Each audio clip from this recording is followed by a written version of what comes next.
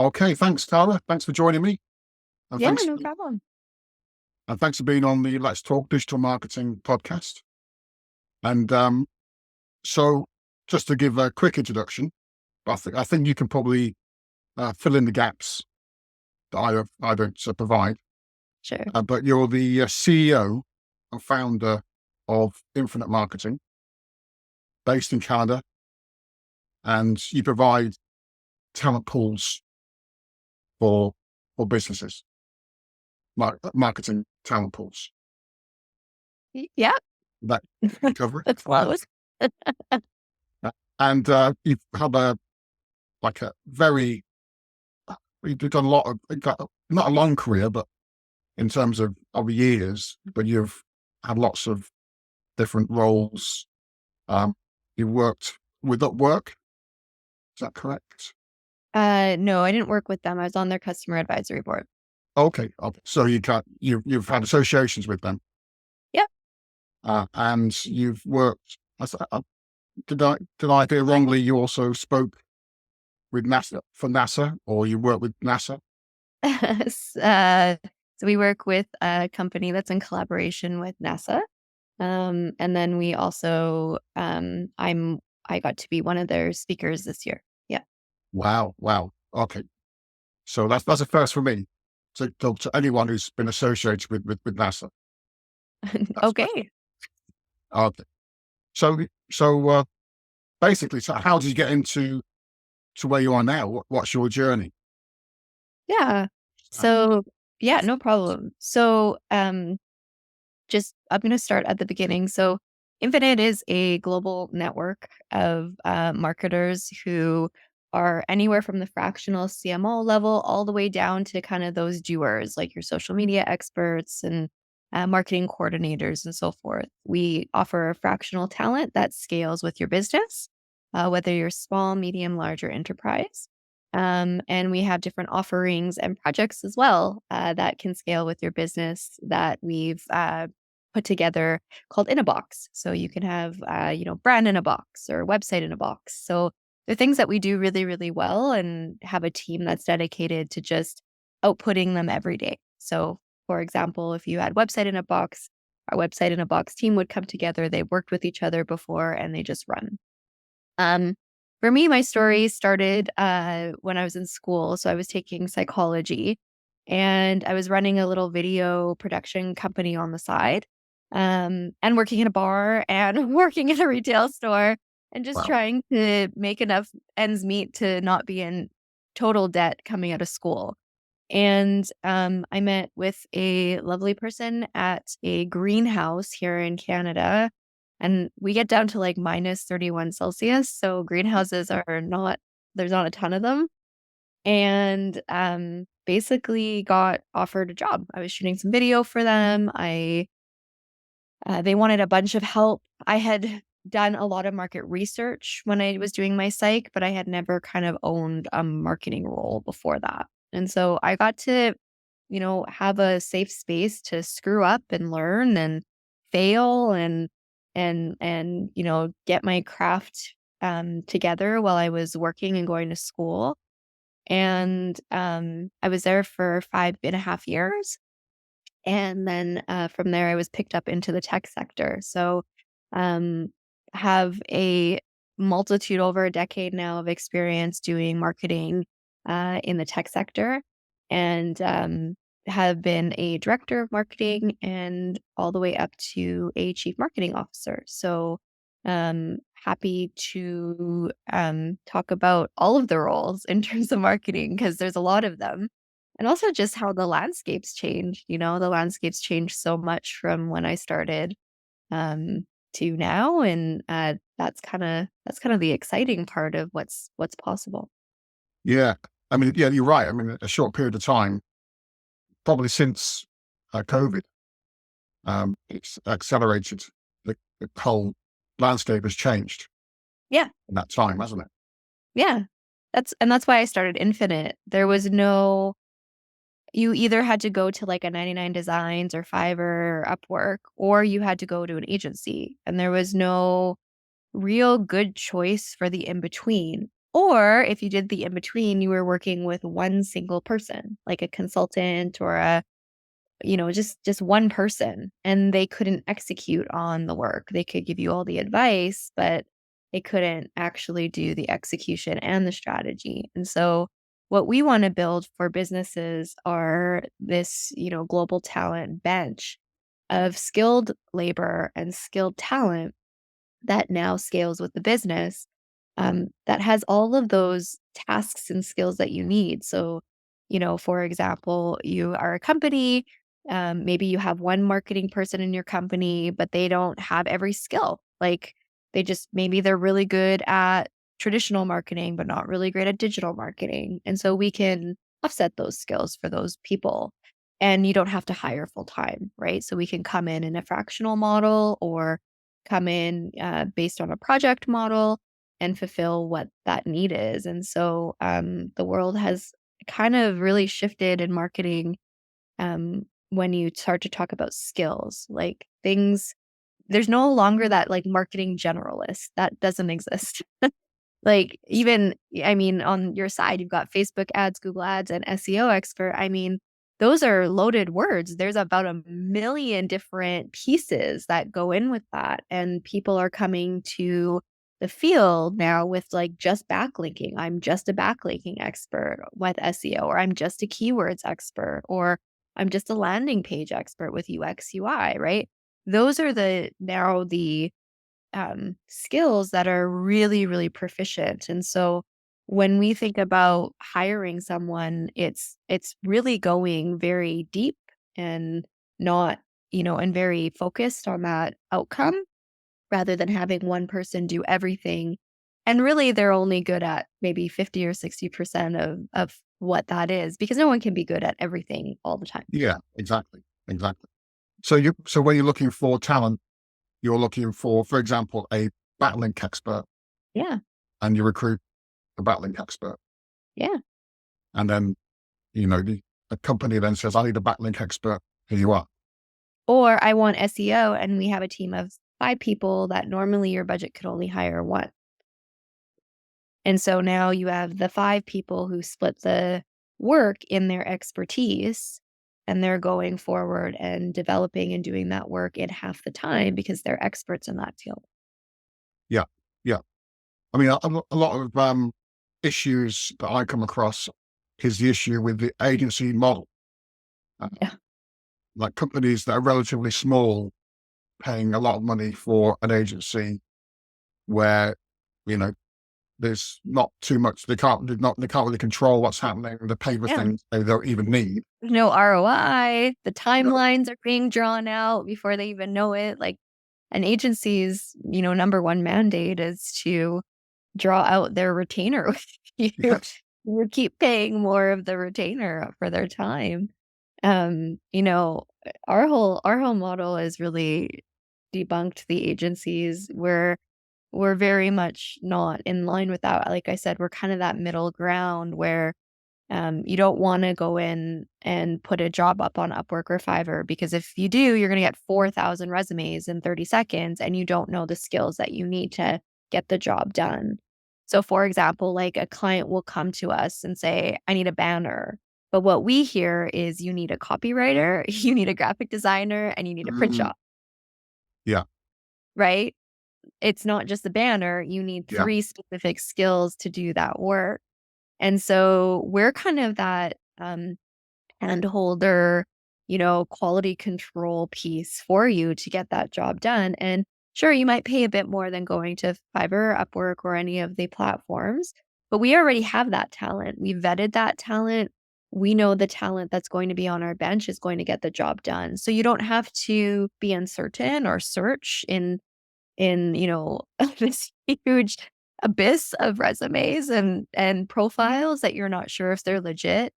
So there's some interesting points, and I love Upwork and Fiverr. A lot of our talent comes from those platforms, but I've got 10 years of searching those platforms for the best talent and having access to the top, 1% of talent on those platforms. So why go through the hassle? Just skip 10 years of heartache and failure and come straight to the source. Yeah. So do you, when you go to find a talent, do you then kind of offer them, uh, or do you kind of pay them a bit more than what they would get in their local economy? Sometimes it just depends on who or what they are. I mean, we're predominantly North American. Like most of our talent is in North America, but then we Right. also have talent in, Southeast Asia and the Philippines and different places as well. To me, it doesn't matter where you live. You just better be really, really good at what you do. So Yeah. I don't really care where you're sitting. I don't care what country you're from. I don't like none of that matters to me. What matters to me is that you can get the job done and you do it at a high level. And so, um, our whole thing is around like our kind of tag is no barriers, no boundaries, and only infinite possibilities. And I truly believe that when you unlock the global world and you start to layer that on top of local talent and local businesses, and local starts to think global, now all of a sudden you've opened up opportunity for your local businesses that they've never even thought of before because prior to that, they might have capacity issues, resource issues, and so forth. So solving that where you could literally come to Infinite with any marketing idea, and we would say yes. We would say, "Yes, we have that talent for that." Like, it's very, very, very rare that you would come to us, and I think it's only happened once since we started, that you will come to us and we say we don't have that talent. And so, our I and for me, that's a challenge. We went and found that talent, right? I remember that project so clearly. They came to us and they're like, "We need an unbounce expert who can only do this type of coding, and it has to be in this kind of whatever development language, and it needs to have creative flair. Like the person also has to be creative." And I was just like, "Oh my gosh, we're never gonna find this." And we found them, and the client was super happy, and um, you know, we were able to get that work and get it going. Took a bit longer to find the talent, but at the end of the day, we got the outcome and found that perfect fit. So, we're not a talent agent, like we're not a recruitment agency. We're not like a Robert Half or anything. What we really specialize in is that marketing outcome and making sure that you have what you need to succeed. Yeah, that makes sense. That makes sense. Yeah. So, how would you handle a employer or a business owner, I should say, Yeah. who kind of doesn't really trust a freelancer? They're a bit suspicious, or they'd rather, use obviously their own, maybe employ someone for themselves, Perfect. Yeah. or they want to use an agency which has like maybe uh, a national recognition. Which we do too. But okay. Right. We still do everything the agencies do, right? Like we're still bidding and doing, RFPs that the agencies do. A lot of our clients are, you know, from coming to us from agency models. And honestly, if you're in that mindset of I just want an employee and I just want to do things the way I've always done it, then that's Mhm. great for you. You're not going to be a fit for Infinite, right? Yeah. Like no problem. But if you want to do something different, if you want to come with abundance mindset, if you have an employee that's struggling, where they're saying, I have so much to do and I don't have enough time to get it all done, or I don't have the skill set that I need, and we can, help them and layer them. Infinite's here to help, and I don't need to convince or change anyone's mindset to make that happen. If you want to do business with us, you will. And if you don't, that's okay too. There's lots of places that you'll be a fit for. But at the end of the day, like my talent needs to work in their joy too, right? The Yeah. talent that we have, we promise them that they will work in their joy and that we will find joy and grow together. And so, that example you just gave me, I'm like, go for it. And when things don't work at some point, maybe you'll come back and try us. I mean, there's Yeah. not a lot of harm in trying. No, exactly. Exactly. What are your thoughts on AI? Oh, love it. We're actually just rolling out our new branding here pretty quickly, and we're gonna have a whole suite of AI powered marketing services that are rolling out with that. Oh, Um, so stay tuned. But we have been really quick to adopt here in Edmonton, where I live. There is in our university, there's a machine learning institute, AI artificial intelligence institute called Amy. I've been following them and very involved and going to all their classes and things since the beginning. Which I mean, like, to me, I think I went to my first one 8 years ago. So very adept. We've built prompts prior to. We have an AI compliancy statement that we give to all our clients. So when we do use AI, or if we are going to use AI to save you money, So we're pretty transparent about that. So you're not just, hey, here's a blog written by ChatGPT 4. That's not at all what we're doing. Um, and then also, when we use it, how we use it, and you also having the choice as a client. So if you don't want us to use it, you don't have to. What are the pros and cons? Making sure you're educated around where items would be public. Um, if we put something out on ChatGPT 4, it's public, right? So where that information now sits publicly and how that parts to your data, and making sure that you know all of that. So we're pretty transparent when it comes to using AI.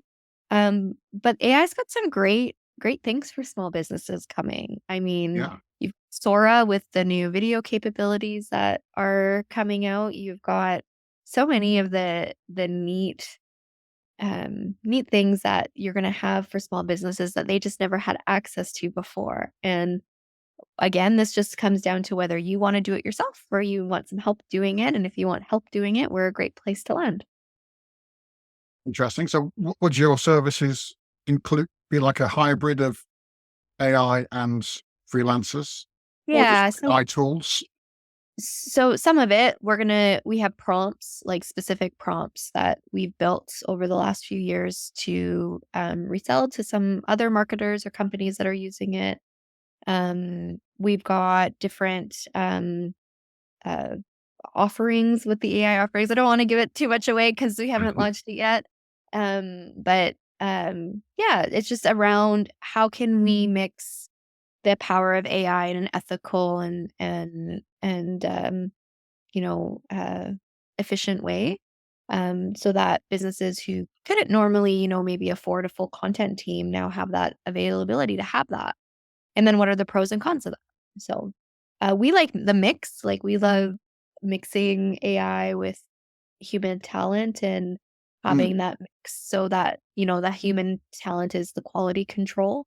So, for example, again, if you're doing content work or graphic work or those kinds of things, you still wanna make sure you have a set of eyes on it. So, what you're getting is quality output. So we want to make sure that there's kind of the mix of the two. But at the end of the day, um, it's to us, it's about the outcome. Like, it's really about, like, what's that small business outcome going to be? What's the ROI? What's the medium, larger enterprise versions of that? And it's new ground and it's really disruptive. And we've been really having a lot of fun testing and learning about it over the last few years.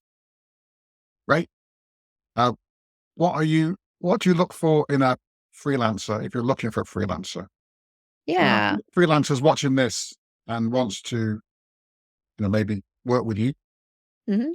Sure. What what what would make them stand out? What would you look for? So for us, it's okay.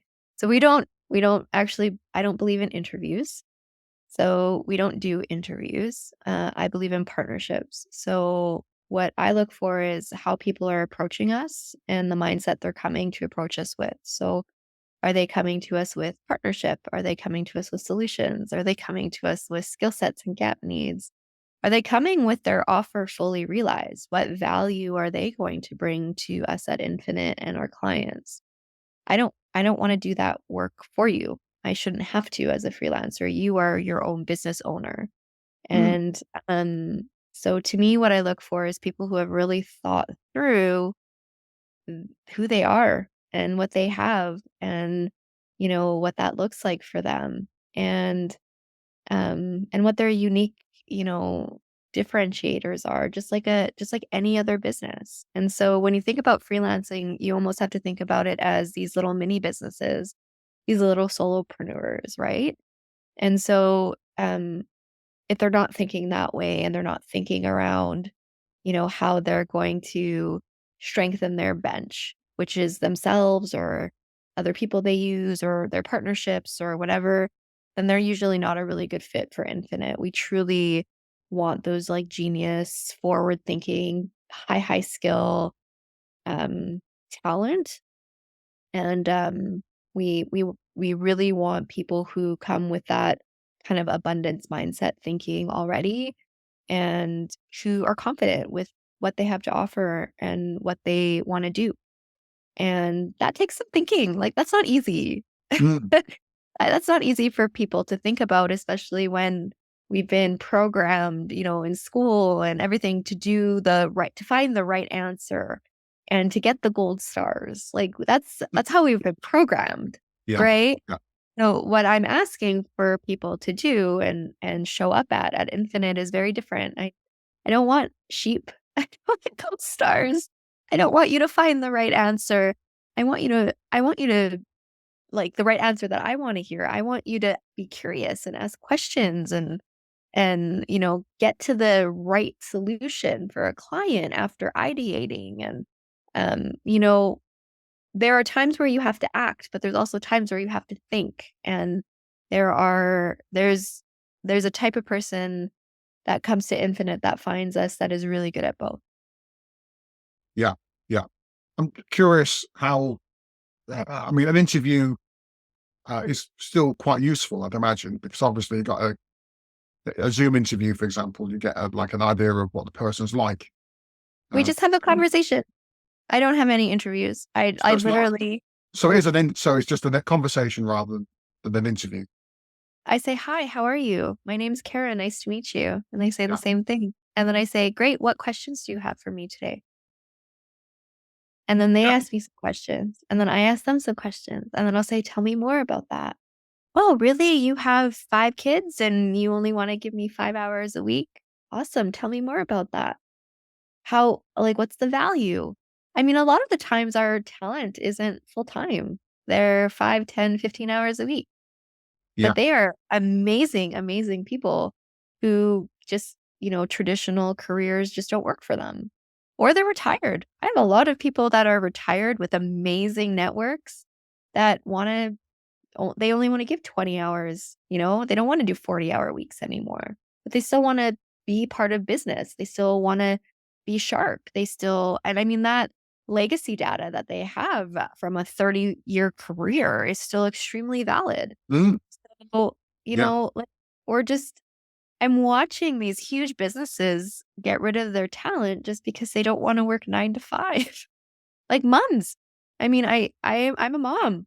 And I found going back to work after mat leave so hard, so hard.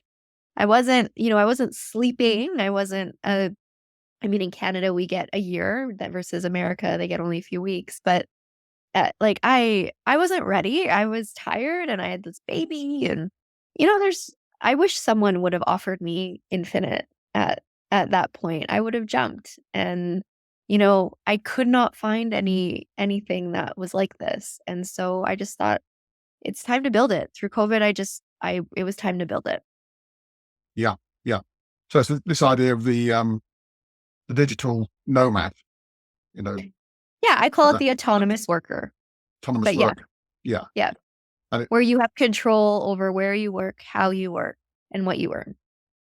yeah, which is great compared to obviously the earlier models, or as you say, 9 to 5, Yeah. and you know, uh, doing the work, but then once you've done the work, carrying on at the place of work anyway, just to just to show that you're there, not So based on.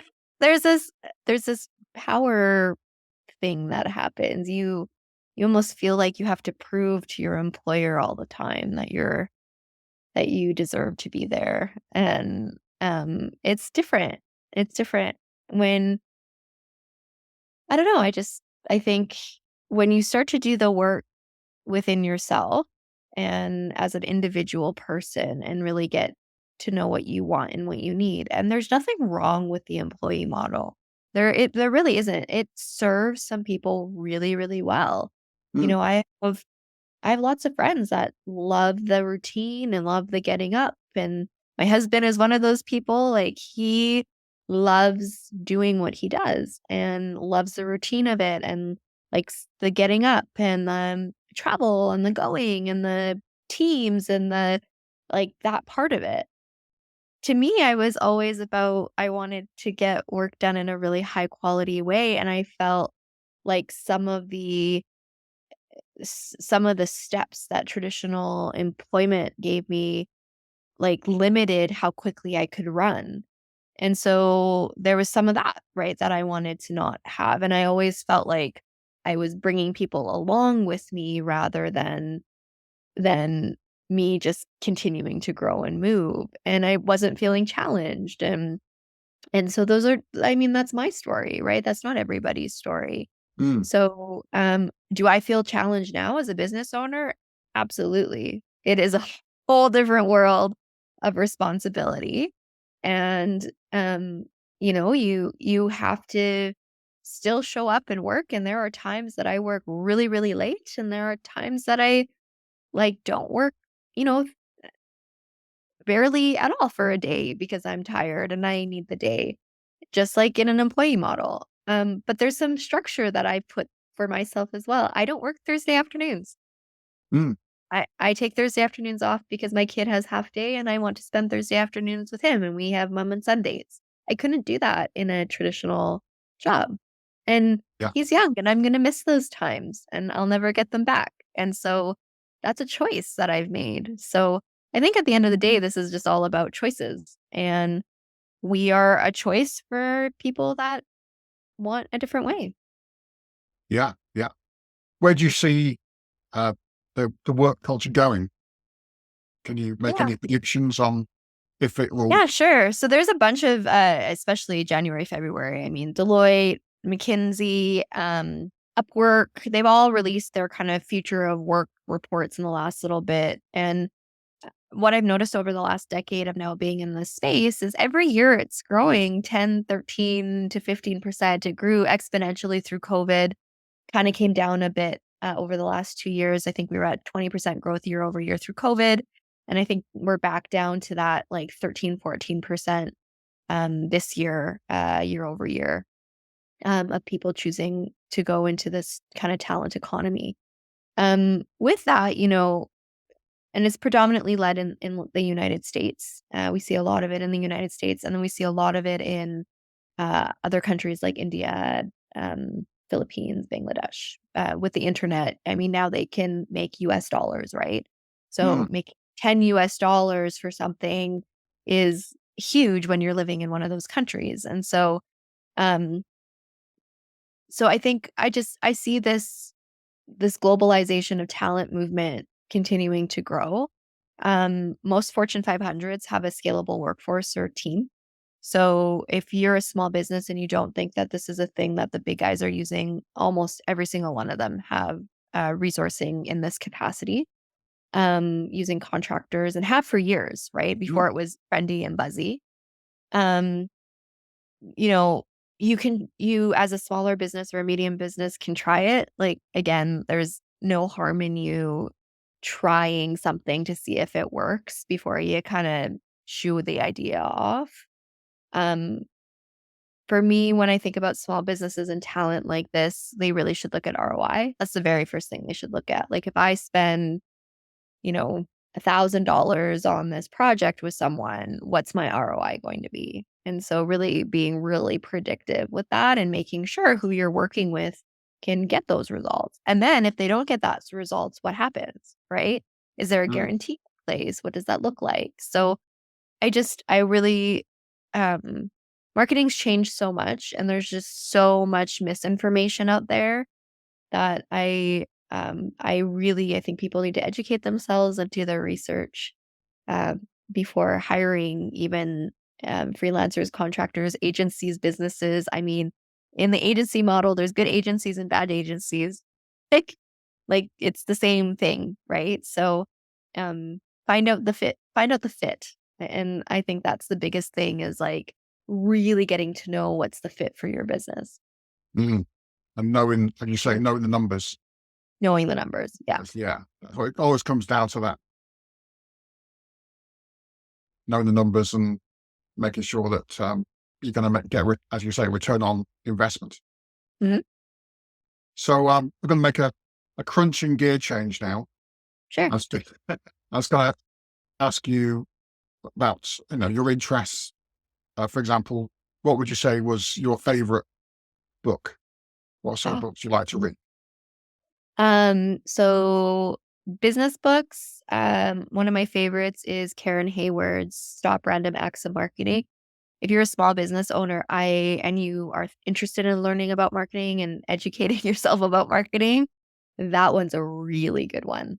For you to kind of framework your brain out. And she gives you actual tools in the book of how to even create your own marketing plan as a small business or a medium business with taking enterprise level knowledge and distilling that down. So I would say that's a great book for anyone that's, interested in this. Um, Free time books, I am absolutely obsessed with anything like crazy fantasy books like Twilight, Harry Potter. I read those like they're going out of style. So those are my fun books. Like get me into a witch and wizard and wardrobe place and I'm great. Actually just I'm reading the Narnia series with my son Oh, right wow. now. Yeah. Um, yeah, so really excited about that, but those are the fun books. Great. Okay. What sort of music do you like to listen to? I sing in a barbershop quartet, Oh, wow. on my spare time. Yeah, so, my day Exclusive. yeah, so Yeah. I sing with a barbershop quartet called Jet Set, because we're all from different places in the world. So, it's followed me, this globalization and time zones and all of that seems to follow me wherever I go in my life. So organizing people in different time zones, but that's the same with this quartet and, been singing with them, here and we get to go to contests. So I listen to a lot of barbershop music right now, which is four part harmony, um, music, that is absolutely crazy hard and fun. Um, and then if I'm working, I usually have classical music on. So Uh-huh. have in the background. That's a common theme when I ask that question. When people are working, it's classical music. Yeah. Uh, I think almost everyone has said classical music to that answer. Yeah. Any particular composer then? Oh, uh, Ooh. Um, yeah, I mean, I love the renditions. I love hearing, when people are covering um those charts, I guess. I mean, there's so many amazing musicians and I usually try and listen to depending in my mood, like I'm either doing like string or full symphony. So it just depends on what my mood is. sure, sure. And what sort of food do you like to eat? What's your Oh, favorite cuisine? um, give me sushi all day long. I love sushi. I think that's because I live in Edmonton, Alberta, Canada, where we're snow for like 8 months out of the year and not a lot of water, right? We're mountains. So when I can have sushi, it's a great treat and I love it. Um, and let's see what else. And I love to cook. I really enjoy cooking. I can't bake. I burn cookies. Like I am not a baker. My kid makes fun of me all the time when I try to bake something with him. But I love to cook. So yeah, we're constantly doing different recipes and stuff here. Okay. Favorite film? Ooh. I'm a sucker for the old stuff. Like I love Casablanca and Sound of Music. Yeah, the classics. Yeah. Yeah. No futuristic films then. Like, uh, They honestly give me a headache. And I don't watch a lot of TV or movies. I love like, when I have spare time, I'm usually outside or reading, or if it's summer, I'm putzing in my garden. So, yeah. yeah. Well, you live in a very nice place, so I guess you got to make the most of it. We do. When we have summer, it's only about, 8 weeks of good summer. Yeah. So, yeah. So when it's nice, I'm outside. And you're in the Rocky Mountains. Yeah. Yeah. What would be your favorite quote that you kind of live by? Um, oh, that's a good one. There's some really good ones. Lately it's been with brave wings she flies, and it's an unknown. I have no idea. I've tried to find different sources for it on the internet and could not find who says it, but Mm, saw that about I'd say in October of last year, and it's been a consistent around um it's easy to become complacent and not be brave. It's easy to want to, you know, do the same things all the time and have the same pieces. But one of the things I'm really proud of at Infinite is the fact that we're being brave and breaking traditional molds, and we're growing, and we're working with businesses and creating some really cool things. And mm, that takes bravery. It takes bravery to become a freelancer. It takes bravery to be a business owner. And, I don't think we talk about being brave enough in society and what that takes and the gumption that that takes. So, I've been really, right, the last little bit, I've been toying around with the concept of bravery and what that means. mm. Yeah, I can see how it fits. So if someone wants to contact you, what is the best way of getting in touch? Oh, LinkedIn. I love LinkedIn. LinkedIn. Come find me on LinkedIn. And you mentioned that you've got a special offer for the listeners of the podcast. Yeah. You tell us about it? Yeah. So, Mike said that a lot of people that listen are kind of people who are either entrepreneurs or small business owners.